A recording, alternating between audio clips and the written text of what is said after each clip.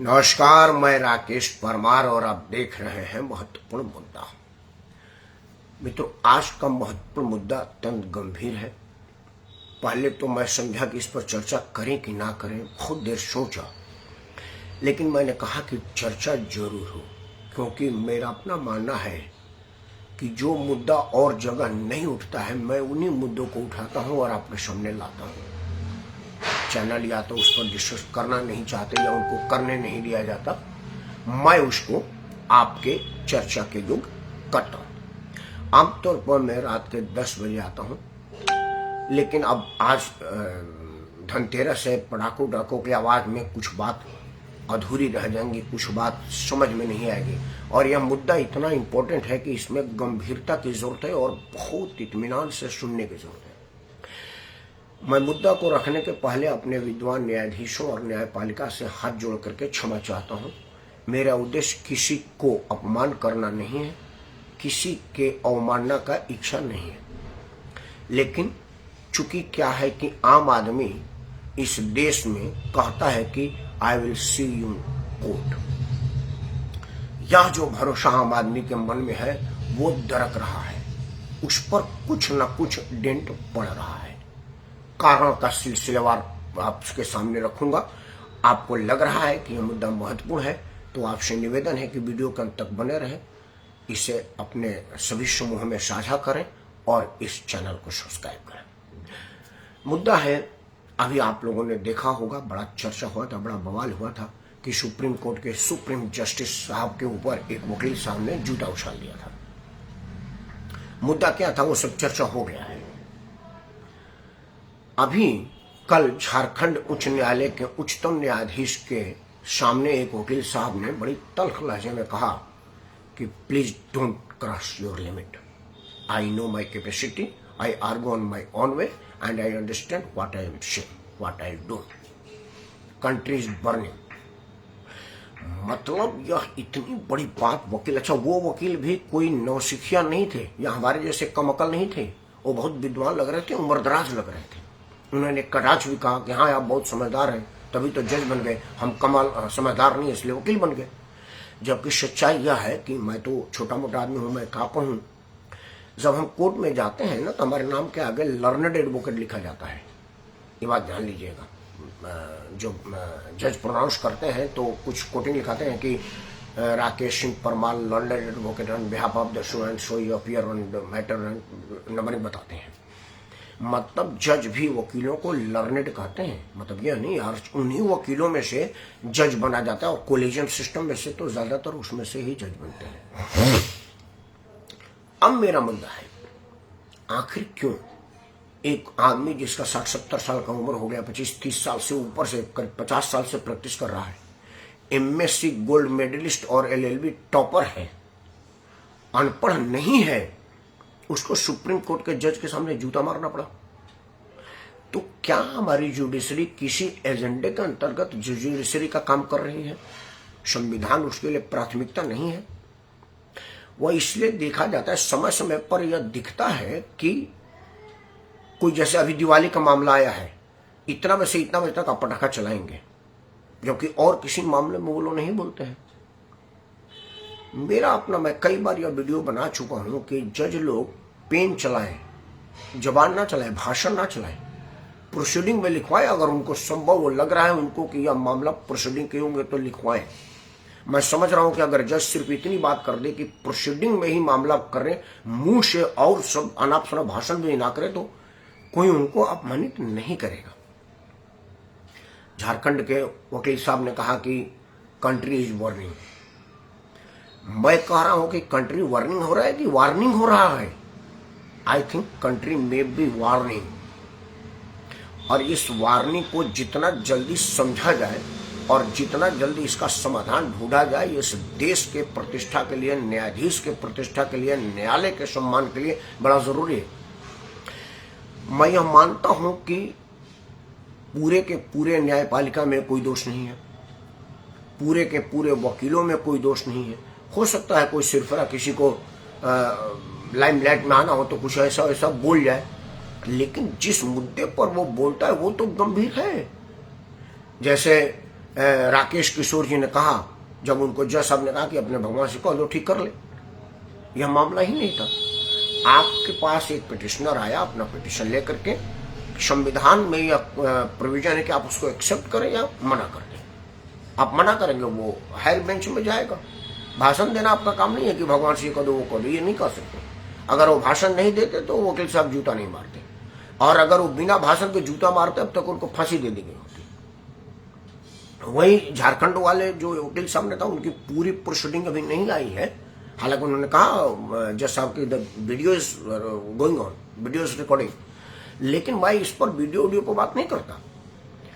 मैं 2-3 बातें आपके सामने रख रहा हूं। एक दो चीजें तो हमको अनुभव है, मैं सामाजिक आदमी हूं, कैबिनेट सेक्रेटरी स्तर के आदमी से मिला हूं, प्रधानमंत्री स्तर के आदमी को मिला हूं, राष्ट्रपति भवन में गया हूं, और यह सब मेरे फेसबुक पर है। ये नहीं कि मैं कुछ गलत है। हम लोग राष्ट्रपति के आमने सामने बैठे हैं, राष्ट्रपति के साथ चाय पिए, हमने राष्ट्रपति के सामने कार्यक्रम किया है 2012 में, प्रतिभा देवी सिंह पाटिल 2012 का वीडियो देखा जाए, अभी मेरे यूट्यूब पर भी है और फेसबुक पर भी है। हम प्रधानमंत्री से मिले, तस्वीरें हैं। हम कैबिनेट सेक्रेटरी से मिले हैं, तस्वीर है, और वो जांचा जा सकता है कि फर्जी नहीं है, एआई द्वारा जनरेटेड नहीं है। या मैं इसलिए कह रहा हूं कि मैं जब प्रधानमंत्री से मिलता हूं, अपॉइंटमेंट होती है, प्रोटोकॉल है, आपका जांच होता है, आपका तहकीकात होता है, किसने मिलना चाहते हैं, पूछताछ होती है, वो है। नहीं तो प्रधानमंत्री से 140 करोड़ लोग मिलना चाहेगा। लेकिन उनके सामने जाते वक्त पीछे पीछे हटने की परंपरा नहीं है, झुकाते हुए, ऐसे से करते हुए। या तो नवाब अपने गुलामों के लिए कराते थे, यस आपका इकबाल बुलंद रहे, आपका इकबाल बुलंद रहे। इस स्वतंत्र देश में आखिर कोई आदमी न्यायाधीश की कुर्सी पर बैठा है तो आप उसको पीठ दिखा करके नहीं आ सकते। आप मुझसे शायद किसी को पता नहीं हुआ, ऐसे ऐसे करके जाना पड़ता है। और मिलाद का हिंदी में मतलब मेरे भगवान होगा। मैं नहीं समझ रहा हूं कि संविधान के किस पन्ने पर जज साहब को भगवान लिखा गया। मैं उनका अपमान की बात नहीं कर रहा। हालांकि मिलाद अंग्रेजों की जमानत थी, अब सुधार करके सर कहने की प्रवृत्ति आ गए कि सर या महोदय महाशय आप तो आ सकते हैं, और हम लोग सर ही कहते हैं। लेकिन परंपरा अभी दिमाग में तो वही मिलाद वाली भावना है। अब कुछ जज अपने आचरण को इस तरह से दिखाते हैं जैसे घिन आती है। मैं छोड़ा चाहूंगा, एक जज साहब ने कहा है, वो भी हाईकोर्ट के जज हैं, कि किसी महिला का नाड़ा खोल देना, उसके गुप्तांगों को अपने हाथों से सहलाना बलात्कार का श्रेणी में नहीं आता। अब मैं ये भी नहीं कह सकता कि एक बार हम करके देख लेते, मैं ये नहीं कहूंगा क्योंकि हमारा संस्कार है। अब उनको भी तो ऐसे ऐसे करना पड़ा होगा ना, कोई करता होगा ना। अभी एक कटिंग देख रहा था फेसबुक पर, कोई जज साहब ही है, मैं नाम नहीं रखूंगा, उन्होंने कहा है कि शादी असल में पुराने जमाने में महिलाओं के यौन शोषण करने का एक तरीका था। आप उसको शादी के बंधन में बांध लीजिए और रोज उनका यौन शोषण करिए। अब बताइए, यौन शोषण और बलात्कार जैसी चीजों पर जज साहब इस तरह के कहते हैं। अगर शादी नहीं होती तो जज साहब आते ही नहीं। मतलब मेरे ख्याल से शादी को इतना पवित्रता से हमारे समाज ने बांधा है, नहीं तो कुत्ते बिल्ली की तरह से जो मर्जी होता है जहां यौनाचार करता रहता और पता नहीं चलता, जैसे कुत्ते बिल्ली जानवर करते हैं। हमारे पूर्वज कितने महान थे, कितने पूजनीय थे। मैं तो उनको प्रातः वंदन करता हूं जिन्होंने दाम्पत्य सूत्र बंधन में बंधने के बाद यौनाचार का परमिशन दिया। बोला है आपको यौन संबंध बनाना है तो शादी करिए, क्योंकि यही एक संस्कार है। व्यभिचार होगा अगर आप उसमें करेंगे। लेकिन जैसा पता ना किस कलम से पढ़े और कहां से पढ़े। मित्रों, बहुत सी बातें हैं। एक जज साहब के घर में अधजले हुए करोड़ों और वो नोट मिले, वो बेचारे अभी कानून कानून खेल रहे हैं। और उन्हीं के दरवाजे पर जो सिपाही खड़ा है, अगर वो 50 रुपये मेरे से मांगता कि जज साहब से मिलने का 50 रुपये देंगे और हम जज साहब को कह देते, उसकी नौकरी चली जाती। और कई केस में जो 200, 200, 50, 100 रुपया ट्रैफिक हवलदार मांग लेता, अच्छा हेलमेट नहीं पहनो 200 रुपये दो, नहीं तो 5 रुपये चलो लो। लोग कहते सर 200 रुपये ले लीजिए। किसी ने मोबाइल से वीडियो बना दिया, हवलदार घर बैठा हुआ है। मतलब 200 रुपये के रिश्वत में आदमी घर बैठ सकता है। और कई 100 करोड़ का नोट रख करके एक जज साहब गए थे राष्ट्रपति जी को मिलने के लिए, तो उनका जूता का फोटो खींच करके बताया गया था कि वो शायद 1,73,000 या 74,000 रुपये का जूता है। पता नहीं 2 लाख रुपये का जूता में क्या होता होगा। मैं तो तब से देख करके परेशान हूँ कि वो जूता में होता क्या होगा भाई, क्योंकि हमारे तो अंदाज में भी नहीं है ना। हम तो 1,500 से ऊपर सोचे ना कि जूता भी होता है। और वह वैध कमाई से आई है, यह मैं नहीं मानता, क्योंकि उनका तनख्वाह भी पता है, वो तो गूगल पे कितना तनख्वाह है। मित्रों, जुडिशरी की इस तरह की बेइज्जती को मैं बर्दाश्त नहीं कर रहा हूं।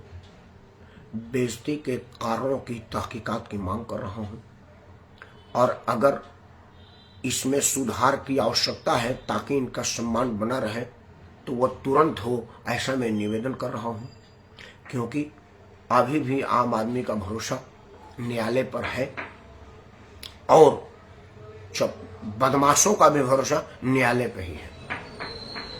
सुप्रीम कोर्ट के एक सुप्रीम वकील सेवानिवृत्त होने के बाद कहा कि इस देश में अगर आपके पास पैसा है तो अदालत आपकी लौड़ी है, न्यायालय पर आप खिलवाड़ करिए, वो आपके लिए बना ही है खेलने के लिए। उन्होंने 4-5 उदाहरण दिया, मैं किसी का नाम इस धनतेरस के शुभ अवसर पर नहीं लेना चाहता।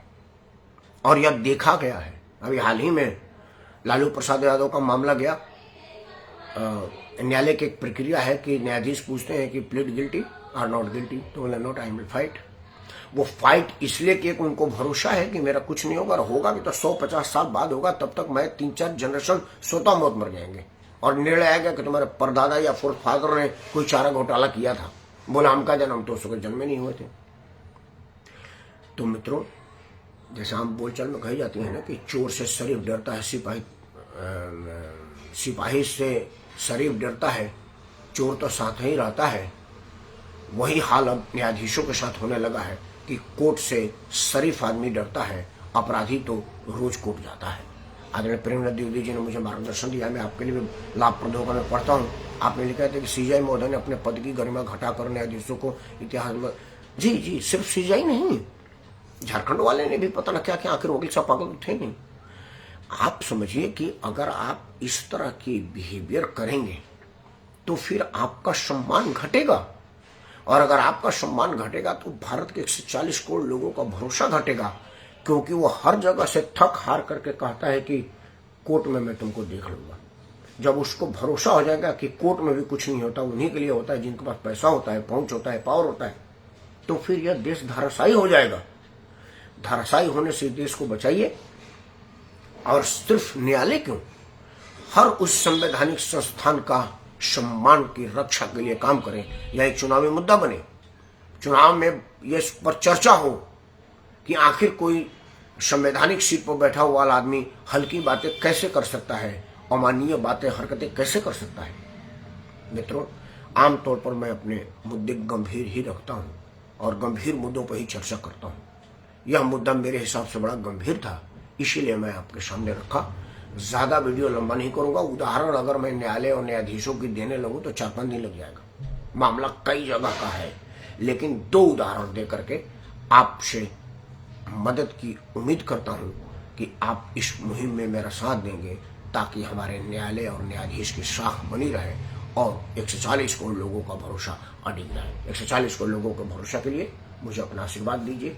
अगर कोई मार्गदर्शन हो तो जरूर बताइए, और इस वीडियो को लाइक करिए, चैनल सब्सक्राइब करिए और अपने सभी समूहों में साझा करिए, ताकि समस्या अपने समाधान को प्राप्त हो और जल्द से जल्द समाप्त हो। धन्यवाद। और धनतेरस और दिवाली आपके जीवन में रोशनी लाए, खुशियां लाए, और स्वास्थ्य और धन आपके घर हमेशा कायम रहे। इन्हीं मनोकामना के साथ आपको जय श्री राम।